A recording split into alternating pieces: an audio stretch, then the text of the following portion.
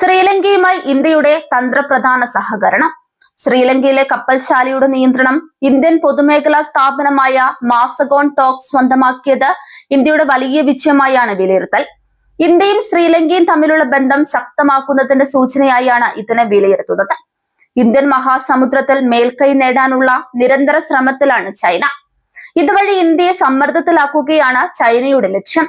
ഈ നീക്കങ്ങൾക്ക് വലിയ തിരിച്ചടിയാണ് ഇന്ത്യയും ശ്രീലങ്കയും ചേർന്ന് നൽകിയിരിക്കുന്നത് എന്നാണ് വിലയിരുത്തൽ. മാസഗോൺ ഡോക്ക് ലഭിച്ചത് ഇന്ത്യയുടെ വലിയ വിജയമാണ്. 250 കോടി രൂപയ്ക്ക് കൊളംബോ ഡോക്ക് യാർഡ് PLCയുടെ 51% ഓഹരി പങ്കാളിത്തമാണ് മാസഗോൺ സ്വന്തമാക്കിയത്. ഇന്ത്യയെ സംബന്ധിച്ചിടത്തോളം ചരിത്രപരമായി തന്നെ പ്രാധാന്യമുള്ളതാണ് ഈ നീക്കം. കാരണം കപ്പൽ നിർമ്മാണ മേഖലയിൽ രാജ്യാന്തര തലത്തിൽ ആദ്യമായാണ് ഇന്ത്യ കപ്പൽ നിർമ്മാണ മേഖലയിൽ ഏറ്റെടുക്കൽ നടത്തുന്നത്. രാജ്യത്തിന് പുറത്തേക്ക് ഇന്ത്യയുടെ കപ്പൽ നിർമ്മാണം വ്യാപിപ്പിക്കാനുള്ള നീക്കത്തിലാണ് ഇന്ത്യ. അതിന്റെ ഭാഗമായിരുന്നു ഈ നടപടി. ജപ്പാനിലെ ഒനൂമിച്ചി ഡോക്യാർഡ്സിനായിരുന്നു CDPLCയുടെ നിയന്ത്രണം. 2024 നവംബറിൽ ഇത് അവസാനിച്ചു.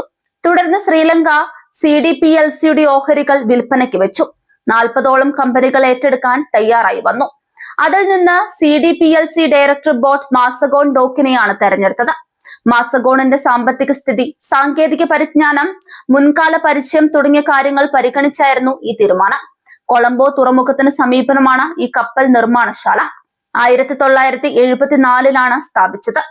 തന്ത്രപരമായും ഏറെ നിർണായകമാണ് ഇന്ത്യക്കിത്. രാജ്യാന്തര കപ്പൽശാലയിനടുത്താണ് കൊളംബോയുടെ സ്ഥാനം. ഇതും ഇന്ത്യക്ക് ഏറെ പ്രധാനപ്പെട്ടതാണ്. ഏഷ്യ, പശ്ചിമേഷ്യ, ആഫ്രിക്ക, യൂറോപ്പ് തുടങ്ങിയ പ്രദേശങ്ങളെ ബന്ധിപ്പിക്കുന്ന രാജ്യാന്തര കപ്പൽപാതയ്ക്ക് സമീപത്താണത്. ശ്രീലങ്കയിലെ ഹമ്പൻ തോട്ട തുറമുഖം 99 വർഷത്തേക്ക് 2017 ചൈന പാട്ടത്തിനെടുത്തിരുന്നു. ഇത് ഇന്ത്യയുടെ സമുദ്രമേഖലയിലെ സുരക്ഷയെ ബാധിക്കുമെന്ന ആശങ്കയുണ്ടായിരുന്നു. അടുത്തിടെയായി ഇന്ത്യൻ കമ്പനികൾ ശ്രീലങ്കയിലെ തുറമുഖ മേഖലയിൽ വമ്പൻ നിക്ഷേപങ്ങളാണ് നടത്തുന്നത്. സമീപകാലത്ത് ഇന്ത്യൻ ട്രച്ചിംഗ് കോർപ്പറേഷൻ കൊളംബോ ഡോക്യാർഡ്സുമായി ഡ്രൈ ഡോക്കിംഗ്, അറ്റകുറ്റപ്പണി, വെസൽ അപ്ഗ്രേഡ് എന്നിവയ്ക്കായി കരാർ ഒപ്പിട്ടിരുന്നു. കാർഗോ ഹാൻഡ്ലിംഗ്, ലോജിസ്റ്റിക്സ് മേഖലയിലും ഇന്ത്യൻ കമ്പനികൾ നിലവിൽ നിർണായക സാന്നിധ്യമാണ്. അദാനി ഗ്രൂപ്പിന്റെ കണ്ടെയ്നർ ടെർമിനൽ, ഇന്ത്യ ഓയിലിന്റെ ഫ്യൂവൽ ടെർമിനൽ എന്നിവയും ശ്രീലങ്കയിൽ പ്രവർത്തിക്കുന്നുണ്ട്. മാസഗോൺ കൂടി ഏറ്റെടുക്കുന്നതോടെ മേഖലയിൽ മേൽക്കൈ നേടാൻ ഇന്ത്യക്ക് സാധിക്കുമെന്നാണ് വിലയിരുത്തൽ. ഇന്ത്യൻ മഹാസമുദ്രത്തിൽ ചൈന തങ്ങളുടെ സാന്നിധ്യവും ആധിപത്യവും വർദ്ധിപ്പിക്കാനുള്ള ശ്രമം ദീർഘനാളായി നടത്തുകയാണ്. കഴിഞ്ഞ ദശകങ്ങളിൽ കൊളംബോ തുറമുഖം പോലുള്ള ബെൽറ്റ് ആൻഡ് റോഡ് സംരംഭത്തിന് കീഴിലുള്ള പദ്ധതികൾ ഉൾപ്പെടെ മേഖലയിലുടനീളമുള്ള തുറമുഖങ്ങളിലും അടിസ്ഥാന സൗകര്യങ്ങളിലും ബീജിംഗ് വൻതോതിൽ നിക്ഷേപം നടത്തിയിട്ടുണ്ട്. ഇന്ത്യയെ സംബന്ധിച്ചിടത്തോളം അതൊരു സ്ഥിരമായ ആശങ്കയാണ്. കാരണം ഇന്ത്യൻ മഹാസമുദ്ര തുറമുഖങ്ങൾ ഒരിക്കലും വെറും തുറമുഖങ്ങൾ മാത്രമല്ല. ഇവിടെയാണ് ഇന്ത്യയുടെ നീക്കം കൂടുതൽ പ്രാധാന്യം അർഹിക്കുന്നത്.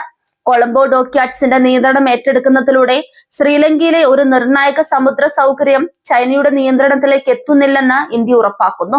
ഈ കരാർ ഇന്ത്യയും ശ്രീലങ്കയും തമ്മിലുള്ള ബന്ധം കൂടുതൽ ആഴത്തിലാക്കുന്നതിന്റെ സൂചനകളാണ് നൽകുന്നത്.